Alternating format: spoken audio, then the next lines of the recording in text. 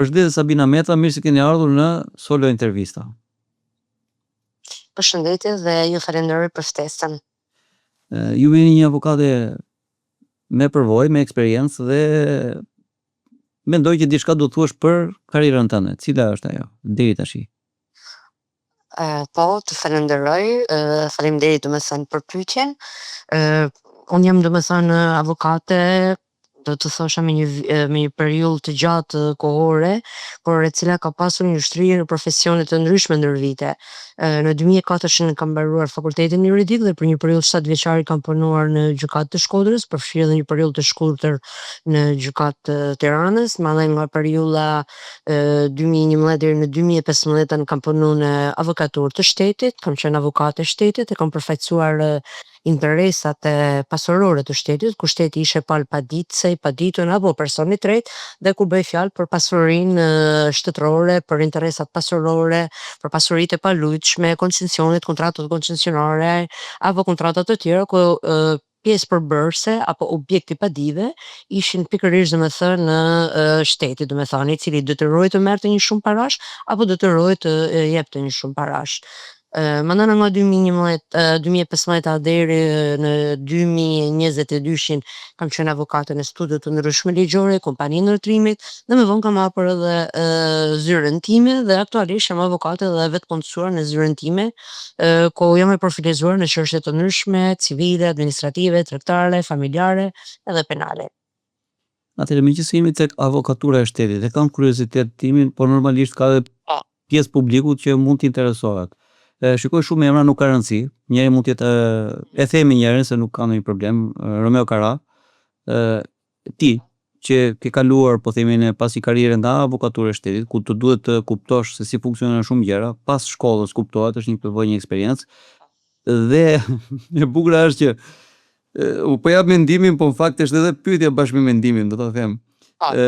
Si ka mundësi që kur largohesh nga avokatura e shtetit, ti merr anën prap të publikut, flasim se publiku përfaqëson dhe shteti.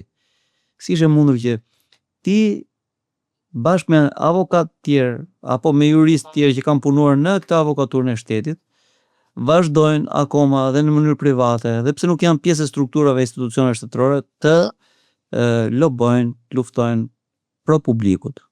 Ti si e shpjegonte? Atëherë, unë mund të them diçka, domethënë që profesioni i juristit duke kaluar shkallë të ndryshme, ti mund të bësh gjëra të ndryshme, domethënë mund të punosh si jurist në kompani të ndryshme, jurist në bashki, jurist në institucione shtetërore, publike, private. Më vonë, duke u diplomuar si avokat, mund të ushtrosh këtë profesion edhe avokat pranë korporatave, personave fizik, juridik, të huaj apo shqiptar. Njëkohësisht domethënë mund të marrësh edhe magjistraturën, ku ti mund të punosh gjyqtar, mund të punosh prokuror, ose mund të punosh edhe OPG, domethënë oficer policisë gjyqësore, apo edhe profesione të tjera. Duke qenë se ti je një jurist, pavarësisht në diplomave dhe të kualifikimeve të njëpasqyrshme që çdo jurist i merr ndër vite, i jep mundësinë që ky të profilizohet në profesione të ndryshme. Me këtë do të them që ka shumë gjyqtarë dhe prokurorë të cilët si rrjedhë shkarkimit të vitingut kanë hapur studi ligjore dhe kanë dalë avokat. Njëkohësisht e njëjta gjë edhe për avokat shtetit, domethënë, ti punon dikon avokat shtetit, largohesh, shkarkohesh, idh nga detyra apo të kapë rutina profesionale që s'ke çfarë t'japësh më në një profesion. Dhe del një avokat privat i cili i vetëpunësuar, pra duhet të tallojmë dallimin. Nëse je avokat shtetit, përfaqëson interesat e shtetit ku shteti është palë paditëse apo i paditëm, dhe je kundra privatit, kundra popullit, kundra pathona individit ose subjektëve të shpronësuar në çështjet e pronësisë, kur del avokati vetëpunësuar, ti mund të marrësh të drejtat e individëve, qytetarit i cili largohet padrejtësisht nga puna, apo i cili ka një çështje administrative me shtetin, apo paluajtshmëri të titujve të ekzekutiv të faturave të USSHE-s apo të UKT-s, ose çështje pronësie, apo çështje të shfuqizimeve të akteve të shpronësimit. Pra, domethënë, jo vetëm thjesht kundër shtetit, por edhe kundër individëve të tjerë. Por meqenëse ka muhabeti tek shteti, siç që po, kur je vetëpunësuar, bën një gamë të larmishme të çështjesh që ti je profilizuar dhe që ti javë që ti realizosh duke mbrojtur interesat e individit dhe të klientit që vjen në zyrën tënde, sepse kjo parashikohet nga ligji për avokatin. Atëre, sot situata shoqërore në Shqipëri si është sipas mendimit tuaj? Si e shikon ti? Shumë e zezë, shumë e zezë, shumë e keqe, shumë e vështirë, shumë e rëndë, shumë e agravuar. Do të thonë, mund të gjej një 100 fjalë që janë sinonim të njëra tjetrës, po të cilat nxjerrin e pa vetëm thjesht qënimi duke i kaluar ditë të errta, do të thonë, si edhe mungesës së shtetit. Një shtet i cili din të sigurojë qytetarin, sjell si pasojë që situata sociale në një atë vend të jetë e mirë, do të thonë, sepse shteti i cili merr përsipër pjesën shoqërore, merr përsipër shërbimin publik, merr përsipër mjekësinë, merr përsipër minimumin jetik, merr përsipër arsimin, kulturën, policinë, drejtsinë, edhe shumë gjëra të tjera, dhe kjo shtrihet edhe tek shoqëria, ku shoqëria sa më i fortë e fuqishëm të jetë një shtet, aq më e realizuar ndihet dhe domethënë është më e mirë. Po në një moment kur shteti domethënë nuk e din se ku është për veti, ku nuk funksionon as policia, as drejtësia, as gjyqësore, as prokuroria, as spitali, as mjekësia, as ilaçet, as rrugët, as koncesionet, as tenderat dhe asgjë, dhe gjithçka shtrihet dhe i ka themelet të korrupsionit dhe të abuzimit i detyrës, e gjitha kjo shtrihet tek shoqëria, sepse rritet borxhi ekonomik, shtohet varfëria dhe normalisht që situata shoqërore është që kemi një shoqëri të varfër, e cila nuk përballon minimumin jetik, apo kemi një shoqëri e cila është e prirur të shkojë drejt amoralitetit, zhveshjes, turjes, tradhtinave dhe gjërave të tjera për të siguruar kushtet e mira ekonomike, apo të merren me korrupsion, apo të merren me krim. Atëherë në një rast tillë, në një situatë tillë, po themi ne, qytetari, unë, ti, një qytetar tjetër, kë do të hedhë në gjyq? Cilin institucion? Apo cilat institucione? Ajo është marrësi të shkeleve të ndryshme që ty të cënohen, sepse nuk mund të hedhësh në gjyq një institucion të caktuar për një shkelje tjetër. Për shembull, nëse ti shkon në spital dhe ai të thotë që dëgjoj unë ti je i detyruar të blesh zhirpanin, je i detyruar të blesh fashot, je i detyruar të blesh ilaçet, je i detyruar të blesh injeksionin dhe unë vetëm thjesht po ta injektoj, atëherë këtu të lind e drejta ty që të hedhësh në gjyq shtetin, pra të paditshës Ministrinë e Shëndetësisë. Pjesë përbërëse është edhe avokatura shtetit dhe të kërkosh shpërblim dëmit, shpërdorim detyrit apo gjëra të tjera, me anë të së cilës ti mbrohesh si individ, por sa e realizojmë ne, asnjëri nuk e realizon. Të gjithë mbyllim gojën, heshtim, shkojmë lejmë ilaçet gjetkë dhe i paguajmë domethënë ilaçet jashtë dhe shkojmë në spital për të realizuar ose marrim një infermier tek shtëpia ose për çështjet e pronësisë. Kur ty institucioni nuk të përgjigjet, kur Aloizni nuk të përgjigjet brenda fateve kohore, SHK-ja nuk të përgjigjet brenda fateve kohore, as kërkush nuk i hedh në gjyq për shkelje të afateve, ose janë gjyqe shumë të rralla, por të gjithë presin deri që ato të përgjigjen, deri që ato të ekzekutojnë dhe kështu duke pritur kalojnë vite mas vitesh, domethënë dhe nuk realizojmë asnjë të drejtë tonën. Kështu që ai institucion që ty të shkel drejtën, ai institucion duhet hidhet të gjyq dhe ministria në varësi të cilit është ai institucion. Po mirë, në djenin ka ndonjë grup, ndonjë individ që ka hedhur në gjyq, po themi ne, kryeministrinë, ministrinë, për shkelje të ndryshme. Patjetër. Po. Patjetër. Unë të thash që nuk janë të shumta, apo jo që nuk ka. Patjetër që janë hedhur, janë bërë edhe kallëzime penale në rastin e shpërdorimeve apo rasteve të ndryshme që janë edhe kryetar bashkishe, të tjerë drejtora, të cilët janë nga shoqëria civile, nga individ të ndryshëm apo nga opozita edhe persona të tjerë, të cilët kanë bërë kallëzime duke pasqyruar domethënë pretendimet e tyre për vjedhjet, abuzime të ndryshme të cilat janë realizuar nga qeveria. Ose mund të hedhet në çështjen e shpronësimeve, ku shteti paditet në çështjen e shpronësimeve për një kompensim të paligjshëm dhe të padrejtë. Ose për shembull në rastin e pafajësisë, paditet ministria e përkatëse dhe me institucionet përkatëse, me anë të së cilës kërkohet shpërblim dëmit, si lloj burgimi të padrejtë dhe kompensim. Pra gjithmonë ajo varet në varësi të shkeljeve që individi ka atribuar dhe ka postuar. Marrim rastin e kryeministit, po themi ne, si shembull, jo se kemi në gjë. A mban ky person, ky qytetar shqiptar, që ka të drejtat barabarta me ty, me mua dhe me 2.4 milionë që janë në Shqipëri, që jetojnë sipas listatës. A ka ky përgjegjësi juridike për veprimet dhe mosveprimet e tij? Cilat janë ato? Patjetër që kryeministri, domethënë ka përgjegjësi sepse është edhe kryetari i Këshillit Rregullator, është domethënë edhe kryetari i KRT-s, është domethënë ka të drejta dhe detyrime ligjore, por në momentin më anë të secilës përgjegjësia juridike është me dhënien e besimit, nocionit të besimit apo nocionin e mosbesimit, domethënë shkelje të ndryshme të cilat mund të realizohen sepse kryeministri është kryetar i qeverisë, kështu që përfshihet domethënë një përgjegjësi kumulative dhe nuk mund të kemi një përgjegjësi individuale personale me anë të secilit me anë të firmave të cilat ai mund të lëshojmë, më kupton? Sepse ndryshe është një kryetar bashkie i cili e firmos diçka dhe ajo shihet përgjegjësia dhe ndryshe është një akt administrativ i cili thotë që është procedurë administrative të procedohet me shfuqizim të procedurës administrative, shfuqizim të urdhnit apo shfuqizim të vendimit të Këshillit të Ministrave. Pra është përgjegjësi administrative, po vetëm në ato raste kur dyshohet për procedim penal, për një ku ta diun për një vepër penale, për një tradhti kombëtare apo ku ta diun për diçka të tillë, atëherë domethënë po mund të bëhet një kallëzim penal në prokurori domethënë ose në rastin konkret të SPAK-u, i cili është institucioni i përkatës, i cili merret me padit me kallëzimet, se padit është një terminologji civile, por me kallëzimet të cilat kur të kallëzuar janë politikan, ministra, deputet, ish ministra, deputet, ish presidenta aktuale e tjerë, duke përfshi kabinet qeveritare dhe në rastin konkret edhe kryeministrin. Ndërkohë që përgjegjësia civile administrative ankemohet në rrugë administrative, vetëm shkeljet penale mund të bëhet kallëzim penal tek SPAK-u. Po. Atëherë çështjet Edhe kundrejt kryeministrit. Po. E kuptoj. Po, çështjet që ju duhet të mbroni përgjithsisht në gjyq, cilat janë? Më fal atë njëherë? Në shumicën e rasteve që ju përfaqësoni klientët në gjyq, cilat janë çështjet që kanë më shumë janë më së shumti ato që përfaqëson? Po.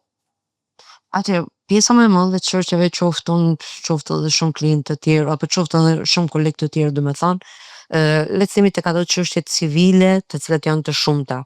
Janë çështjet administrative, shfuqizimi i akteve të ndryshme administrative dhe janë çështjet familjare, divorcet, të cilat janë domethënë në mazë dhe urdhnat e mbrojtjes. Pra, do të specifikonim llojin e çështjeve, atëherë në çështjet familjare janë çështjet të cilat janë divorcet, janë përmbushje detyrimeve të pensionit ushqimor dhe urdhnat e mbrojtjes. Nëse do të merreshim tek çështjet administrative, ku kompetente është gjykata administrative, janë çështjet e marrëdhënieve të punës dhe shfuqizim të akteve administrative të ndryshme, ndërkohë që çështjet civile zakonisht janë çështjet e pronësisë dhe çështjet e tokave. Ndonjëherë edhe kontrata punit apo zgjidhja e marrëdhënieve kontraktuale të punës dëm shpërblim për zgjidhje të menjëhershme pa respektuar afatet, kushtet, procedure. Tash juve si qytetare, si shikoni, jo si avokate, si qytetare. Si shikon këtë, sepse tek çështjet po themi ne divorcet dhe urdhrat e mbrojtjes janë kryesisht çështje që kanë lidhje me familjen. Po. E shikoni kritike situatën e familjes në Shqipëri sot? Me këto shifra që kanë. Situata në Shqipëri është shumë kritike, është alarmante do të thosha sepse familja është tronditur shumë. Aq shumë sa domethënë edhe ne si avokatën që jemi themi domethënë që ka humbur edhe nocioni i lidhjes ligjore të martesës, sepse çiftet janë duke u ndarë, pra sapo martohen, ndahen ose ndahen pas periudhave 5 vjeçare, 10 vjeçare, 15 vjeçare. Pra ka humbur ndoshta edhe nocioni i madh të secilës të komunikuarit në familje. Ndoshta rrjetet sociale ndikojnë në tradhti, ndoshta gjendja ekonomike ndikon në mospërmbushjen e detyrimeve familjarë të cilët janë të panumërta, ndoshta deri diku veset, pije, alkooli, kumara, pra janë faktorë shumë ndryshëm. Ndoshta edhe fakti që çiftet nuk e marrin shumë seriozisht dashurinë dhe familjen, por thonë që hajt se partneri edhe mund të zëvendësohet dhe nuk ma mush një detyrim ose nuk më plotson tekat e mia ose kam një pak kënaqësi, po e doj kapi tjetrin, janë bollo. Nëse nuk martohen, paktën e kam si të dashur ose si partner bashkëtues. Pra nuk arrin të diskutojnë, të zgjidhin gjërat së bashkut, nuk arrin edhe të falin dhe nuk arrin të luftojnë për familjen e tyre. Është shumë e rëndësishme që ato të luftojnë për familjen e tyre. Ka shpesh shumë divorce të cilat realizohen edhe prej egove, pse ma tha, pse s'ma tha, pse s'bën këtë çfarë thamone, sepse kërkojnë buratin, disa kërkojnë edhe bankomat thjesht që të jetë një bashkëshort i cili i plotson çdo tegë, çdo detyrim nga ana financiare dhe partneri mos ketë asnjë detyrim ose nga ana tjetër bashkëshorti kërkon që partneri të jetë një shërptor në shtëpi dhe mos të çelet goja për asgjë. Jo, kot nuk quhet partner, quhet partneritet. Mbi të gjitha edhe kur vjen familja, duhet punojnë të gjithë së bashku shumë për të mbajtur në tëm familjen. Këtu e kanë më të lehtë të gjenë një dashnor, një partner të dytë, më fal për termin dashnor nëse mund ta përmendim. Po. Kështu quhet, partneri i dytë, jo ligjor quhet i dashur apo dashnor. Kështu s'kam çfarë të bëj, kështu që kështu është terminologjia. Dhe më parë domethënë janë të prirur që të gjejnë dikë tjetër dhe se sa të ftojnë për familjen, se sa të shkojnë tek një psikolog dhe të marrin psikoterapi apo konsulencë për përballimin e një situate apo kalimin e një krize. Pra shumë e rëndësishme që të luftojnë për të rregulluar situatën familjare dhe jo të shkojnë direkt tek divorci. Sjallim shembullin e prindërve tanë. Prindërit tanë janë rritur me fokarallëk. Dhe sjalli shumë domethënë në shumë raste edhe tek rastet tona të divorceve. Janë rritur me fokarallëk, kanë punuar 3 turne, megjithatë familjen e kanë pas çejt. Njëkohësisht edhe ndihma ka qenë reciproke, njëkohësisht edhe kontributi kanë qenë reciprok. A kanë qenë të përsosur? Jo, nuk ka çift të përsosur dhe nuk ka familje të përsosur. Po çfarë i kanë bërë këta njerëz të përsosur? I kanë bërë kontributi, respekti, roli babait, roli babas, roli nënës, roli nënës, dhe roli fëmijës. Pra sot kanë humbur rolet, nuk di cili është roli babës, cili është roli nënës, dhe cili është roli fëmijës. Është shturur familja. Dhe kur shtoret familja, kur humbasin rolet, atëherë domethënë shpërbëhet edhe familja dhe prandaj ndodhen edhe ato krizat familjare që quhen në divorc. Gjithçka sepse refuzojnë të komunikojnë, refuzojnë të falin, refuzojnë të punojnë, refuzojnë të ndihmojnë njëri tjetrin për ta çuar familjen para. Si mund t'ia shpjegoni publikut shprehjen në kuptim të ligjit? Në kuptim të ligjit? Po. Në bazë të ligjit, është vetëm thjesht domethënë një shprehje terminologjie juridike që ne hasim tek praktika unifikuese, tek praktika shkresore që ne bëjmë, pra është në zbatim fund të ligjit, në funksion të ligjit. Domethënë është siç e parashikon ligji. E thënë në mënyrë popullore është siç ta parashikon ligji. Po ndryshon ky parashikim i ligjit në avokat të ndryshëm, në jurist të ndryshëm? Dëgjoj, ndryshon sepse është edhe procedura. Ligji është i parashikueshëm, është një ligj i cili është i cituar e zeza në të barë. Por është edhe praktika unifikuese, por është edhe procedura. Pra janë shumë gjëra që avokat të ndryshëm të njëjtën dispozitë e lexojnë ndryshe dhe interpretojnë ndryshe, njëkohësisht të njëjtën dispozitë gjyqtar të ndryshëm e lexojnë ndryshe dhe interpretojnë ndryshe. Prandaj në ka vendime të ndryshme për çështje të ngjashme dhe ka një praktikë unifikuese e cila mandena unifikon këto praktika të ndryshme dhe thotë që në kuptim të ligjit apo në zbatim të ligjit do të unifikojmë praktikën që për të gjitha çështjet të ngjashme që ne kemi pasur 10 apo 20 çështje, çështjet e kësaj kategorie do të zgjidhen në këtë mënyrë. Kështu që po, ekziston domethënë ajo që secili një dispozitë të caktuar e të shumtën e rasteve e lexon ndryshe. Ndryshe mandena lexon prokurori, ndryshe avokati, ndryshe interpreton edhe gjyqtari. Kështu që normale. Atëherë, çfarë ka më shumë prioritet për qytetarin në kushtetutë? Kushtetuta parashikon të gjitha dispozitat ligjore, domethënë është themeli, është çatia, është gjithçka e cila është për një shtet, por ideja është ato mesin me ligjërisht të shohim që ato ligji. Kushtetuta sot është bërë vetëm thjesht diçka e shkruar sepse asgjë nuk po zbatohet. As si e parashikon kushtetuta, as si e parashikon ligjet. Domethënë, kanë mbet disa gjëra teorike aty, të cilat parashikohen dhe janë të nivelit të standardit evropian, të parashikuar nga Konventa Evropiane e të Drejtave të Njerëzit, të cilat ne i kemi bazuar, i kemi bërë pjesë përbërëse të kushtetutës, të kodit të procedurës civile, të ligjeve tona, më thash, por që në praktikë nuk zbatohen. Dhe ajo që na vret më tepër nuk është mos parashikimi në ligj, por është mos zbatueshmëria në përditshmërinë tonë gjatë procedurave, gjatë afateve, gjatë zbatueshmërisë së ligjit, të cilat shkelen në këmbë. Pra ligjet janë, por nuk zbatohen. Dhe kjo e vret qytetarin. Mos zbatueshmëria e asaj që parashikohet në ligj. Afatet. Atëherë, ndryshimi Ose zbatimi i ligjit. Po. Çfarë ndryshimi kanë ndërmjet tyre kodi civil dhe kodi penal?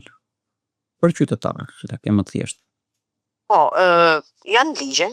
Unë të them të gjitha janë që kodi civilit si parashikon dispozitat ligjore, ku ka të bëjnë me çështjet e pronësisë, çështjet e trashëgimisë, çështjes së dëshmisë trashëgimisë ligjore, trashëgimisë testamentare, dispozita të përgjithshme lidhur me veprimet juridike, me kontratat të ndryshme, pra çdo gjë e cila është pjesë përbërëse e çështjeve civile. Normalisht që përveç kodit civil është edhe procedura civile, e cila parashikon procedurën e veprimeve, procedurën e marrjes së akteve, e rrugëve shkërcore, procedurën e gjykimit në një proces civil, shkallët e gjykimit, shkalla e parë, shkalla e apelit, gjykata e lartë, rekurset, procedurat përmarimore, pra kodi civil bashkë me procedurën civile shkojnë të gjitha së bashku dhe përfshin çështjet civile, ku palët janë persona fizik, juridik, shtetas shqiptar, të huaj, persona pashtotsi dhe janë subjekt të procedurave civile, i çështjeve kontraktore, i marrëdhënieve të ndryshme juridiko-civile. Ndërkohë që për sa i përket kodit penal, përfshihen të gjitha ato të drejtat të cilat mbrohen nga kodi penal, ku përbën vepër penale apo përbën kundravajtje penale, pra ku cënohet jeta, nderi, dinjiteti, pasuria, do të thënë kur veprohet me krim të organizuar, banda të armatosura, vjedhje, krimi kundër shtetit, krimi kundër jetës, krimi kundër familjes, pra kur bëhen krime apo kundërmbajtje vepra penale dhe ku parashikohen sanksione, të cilat janë të parashikuara dënimi me gjob, dënimi me burgim, dënimi me burgim të përjetshëm, duke përjashtuar do të thënë vdekjen e cila është suprimuar apo është nuk parashikohet nga kodi penal dhe nga legjislacioni shqiptar si rrjedhoi antarësimit në BE, e cila është përjashtuar dënimi me vdekje dhe të gjitha dënimet e tjera deri në 25 vjet apo deri burgim të përjetshëm. Ndërkohë që është edhe kodi i procedurës penale, cili e shoqëron kodin penal, ashtu siç ishte edhe kodi i procedurës civile, edhe kodi i procedurës penale parashikon rolin e avokatit, prokurorit, gjyqtarit, oficerit të policisë gjyqësore, mënyrën e marrjes së akteve, masat e sigurimit, zhvillimin e hetimeve, procedurave gjyqësore, shkallpar, apel, gjykatë lartë, rishikim, rekurs, do të thonë të gjitha këto veprimet e tjera, të cilat e cituam edhe te kodi civil, vetëm se përfshin subjekt të procedimit penal në rastin konkret, që realizohen nga prokurori, avokati, i kallëzuari, pandehuri, viktima, i dëmtuari, akuzues dhe subjekt të procedimit penal. Po, a mban përgjegjësi ligjore një zyrtar? Patjetër. Përgjegjësia ligjore është që në momentin të parashikohet nga kodi penal, do të thënë 14 vjeç dhe 16 vjeç, do të thënë për krime dhe kundërvajtje penale dhe 18 vjeç që ka përgjegjësi të plotë për sa i përket, do të thënë për çdo vepër penale ose gjëra të tilla, do të thënë, pavarësisht se e ka edhe tek pjesa 14 dhe 16 që thamë për krime dhe kundërvajtje penale. Duke përfshirë zyrtarët, duke përfshirë çdo individ, mban përgjegjësi për veprimet që ai kryen, veprime të ligjshme apo veprime të paligjshme. Mban edhe për veprimet të cilat zyrtari në rastin konkret mban përgjegjësi qoftë për largim nga puna që mban administrato, dhe nëse ai abuzon apo vjedh, mban përgjegjësi personale. Pra, ka përgjegjësi juridiko-civile, administrative, institucioni kur realizon një shkelje si rrjedhoi e firmës së prokurorit dhe ka përgjegjësi individuale titullari apo subjektet të tjerë të cilat bëjnë vepra të paligjshme. Pra, i nështrohen kodit penal, do të thënë, dhe veprës përkatëse. Për shembull, shpërdorim detyrat, që mund të jenë rastet e tenderave, abuzimeve të ndryshme në tendera, apo për shembull falsifikime, apo gjëra të ndryshme, të cilat janë shkelje të ndryshme që janë vepra penale të realizuara nga zyrtarët për shkak të detyrës dhe gjatë detyrës. Pra këto është përgjegjësia individuale. Ndërkohë që nëse ai merr një urdhër për largim nga puna të një individi, është përgjegjësi institucionale, dhe shtrihet në marrëdhënie kontraktuale në gjyq civil, zgjidhje marrëdhënie të menjëhershme të punës, apo kur i nështrohet kodit të statusit të nënpunësit civil, që nështrohet nga gjykata administrative në marrëveshje administrative, apo nëse merr një akt të paligjshëm për sa i përket cënimit të drejtave civile, është përsëri përgjegjësi administrative apo civile në varësi të shkeljes përkatëse. Vetëm në shkelje penale, aty ku mban përgjegjësi individuale.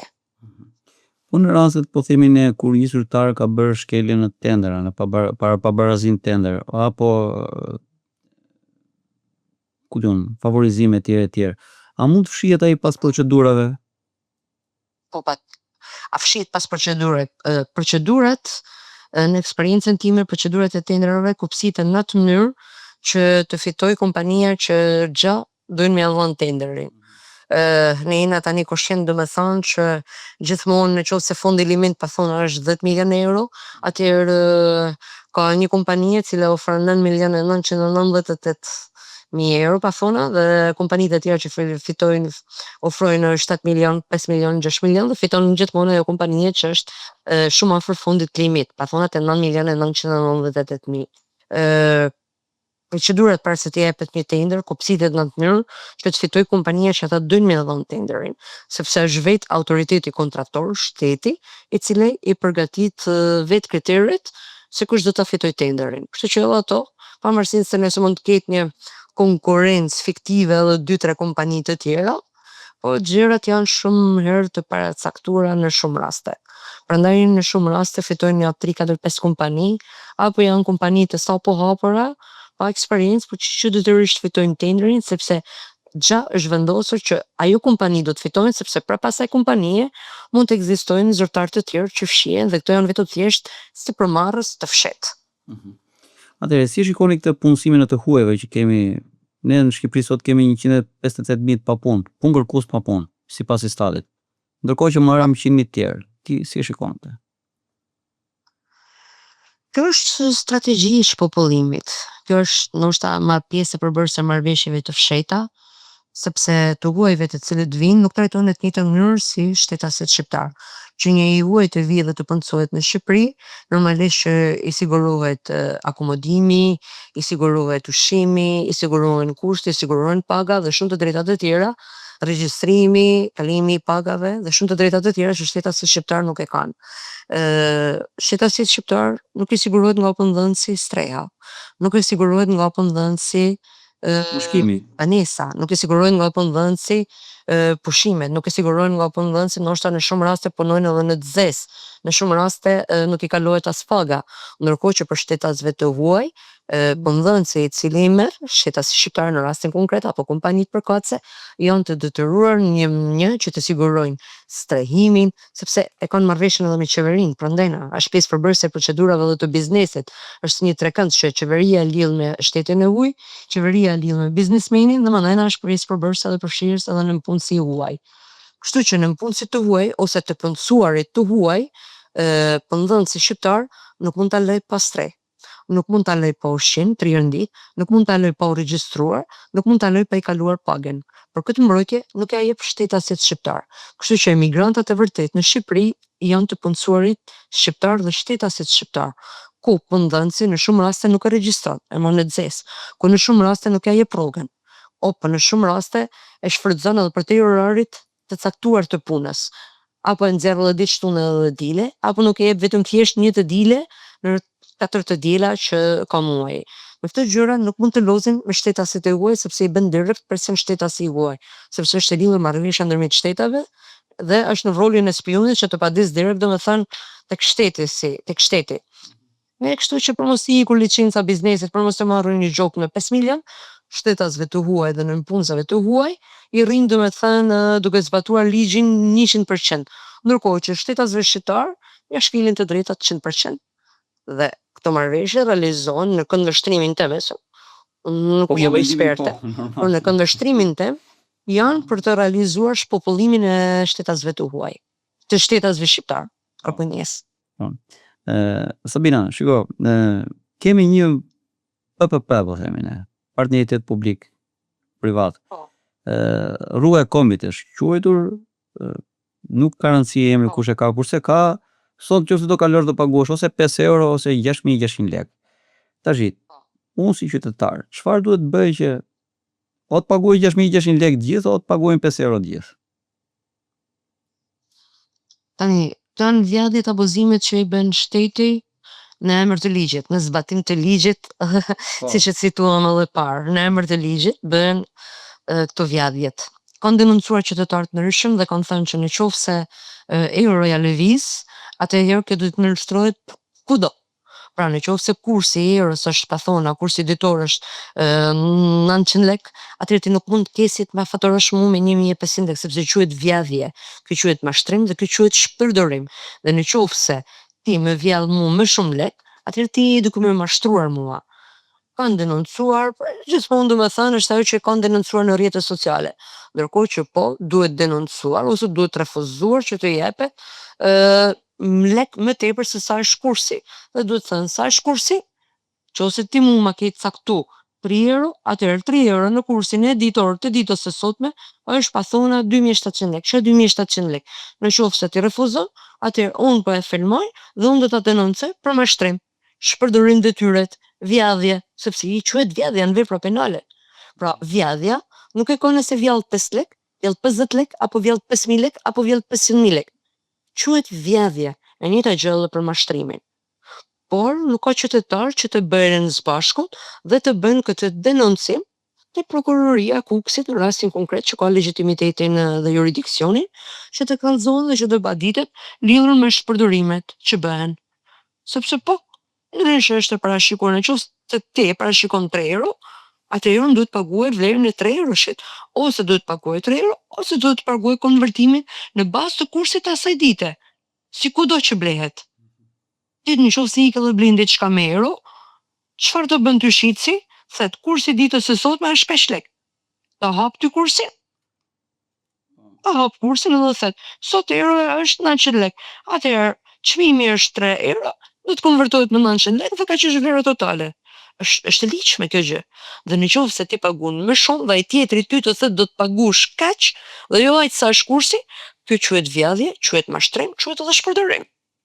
Dhe në raste konkrete bukur është që prapë shqiptarët e kanë problemin sepse shqiptarët nuk paguajnë me euro, shqiptarët paguajnë me lek, nuk e përdorin fare euron, edhe ata fatesën prapë.